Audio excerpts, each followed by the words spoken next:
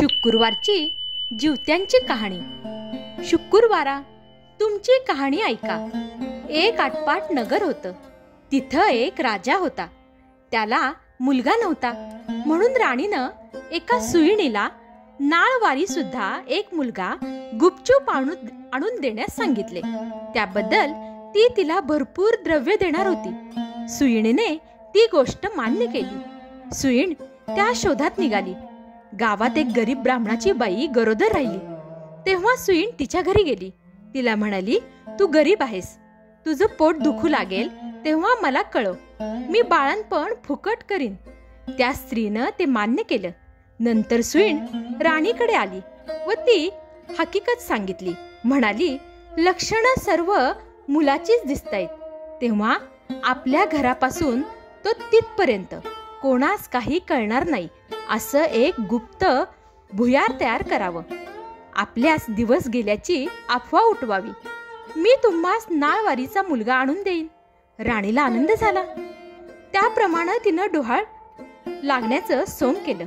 पोट मोठं दिसण्यासाठी त्यावर कापडाच्या घड्या बांधल्या। भुयार तयार केलं।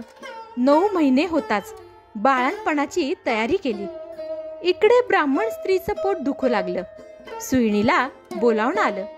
त्याबरोबर सुईण राणीकडे बघत आली आणि पोट दुखण्याचं सोंग करण्यास सांगितलं व ब्राह्मणाच्या घरी आली। तिला भय वाटू नये म्हणून तिचे डोळे बांधले। तिला मुलगा झाला।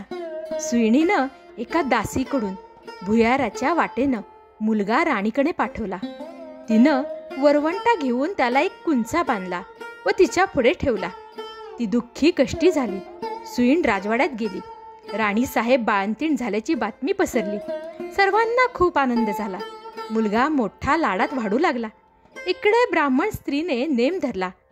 श्रावणातील दर शुक्रवारी ज्योतीची पूजा करून नमस्कार करून, जय ज्योती माते, जिथं माझं बाळ असेल तिथं खुशाल असो असं म्हणून तांदूळ उडवावेत व ते ह्या मुलाच्या डोक्यावर पडावेत। हिरवी साडी नेसणं, हिरव्या बांगड्या घालणं, कारलीच्या मांडवाखालून जाणं, तांदळाचं धुणं ओलांडणं बंद केलं। याप्रमाणे ती वागू लागली। इकडे राजपुत्र मोठा झाला। एके दिवशी बाहेर फिरायला निघाला। त्या दिवशी ही न्हाऊन आपल्या अंगणात राळे राखीत बसली होती। याची नजर तिजवर गेली। हा मोहित झाला व रात्री भेट घ्यायची ठरवलं। रात्री घरी आला। दारात गाय वासरू बांधली होती। चालता चालता राजाचा पाय वासराच्या शेपटीवर पडला। वासराला वाचा फुटली। ते म्हणाले, कोण्या पाप्यानं माझ्या शेपटीवर पाय दिला आई? जो कोणी आपल्या आईकडे जावयास भीत नाही तो तुझ्या शेपटीवर पाय देण्यास भिल काय? हे ऐकताच तो मागे फिरला आणि घरी येऊन आपल्या आईपासून काशीत जाण्याची परवानगी घेऊन काशीस निघाला। वाटेत एका ब्राह्मणाच्या घरी उतरला। त्या ब्राह्मणाला पुष्कळ मुलं होती, पण ती 5वी 6वीच्या दिवशी जात। राजा आला त्या दिवशी चमत्कार झाला। 5वीचा दिवस होता। राजा दारात निजला होता। रात्री सटवी आली व म्हणू लागली, कोण गा असं वाटेत निजलं आहे? ज्योतीनं उत्तर दिलं, अगं माझं ते नवसाचं बाळ आहे, मी काही त्याला ओलांडू देणार नाही। मुलाचे आई वडील चिंतेत होते। त्यांनी हा संवाद ऐकला। उत्तर रात्र झाल्याने सटवी व ज्योती निघून गेल्या। उजाडताच ब्राह्मणाने राजाचे पाय धरले।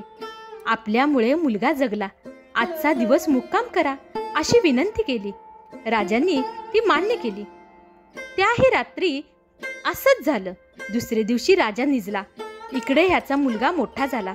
काशीत यात्रेच्या वेळी गयावर्जनाची वेळ आली। पिंड देतेवेळी ते घ्यायला 2 हात वर आले। असं होण्याचं कारण त्यानं ब्राह्मणांना विचारलं। ते म्हणाले, घरी जा, गावातल्या साऱ्यांना जेवायला बोलव, म्हणजे याचे कारण समजेल। घरी आला, जेवण घातलं, गावात ताकीद दिली, घरी चूल पेटवू नये, सगळ्यांनी जेवायला यावं। ब्राह्मणीला मोठी पंचायत झाली। तिनं राजाला निरोप पाठवला, मला ज्योतीचं व्रत आहे, माझे नेम पुष्कळ आहेत, ते पाळ तर जेवायला येईन। राजानं कबूल केलं व नेम पाळले। त्याप्रमाणे ती जेवायला आली। पानं वाढली, मोठा थाट होता। राजा तूप वाढत वाढत ही ज्या पंक्तीत बसली होती तिथं आला व तूप वाढू लागला। ईश्वरी चमत्कार झाला। तिला पुत्र प्रेमाने पाना फुटला। दुधाच्या धारा त्याच्या तोंडात उडाल्या. तो तसाच रुसून निजला. आईने त्याची समजूत घातली.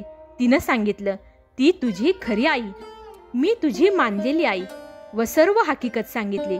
नंतर भोजन समारंभ पार पडला. पुढे त्यानं आपल्या आईवडिलांना राजवाड्याजवळ मोठा वाडा बांधून देऊन राज्य करू लागला. जशी ज्योती तिला प्रसन्न झाली तशी तुम्हा आम्हा हो. ही 60 उत्तराची कहाणी 5 उत्तरी सफळ संपूर्ण.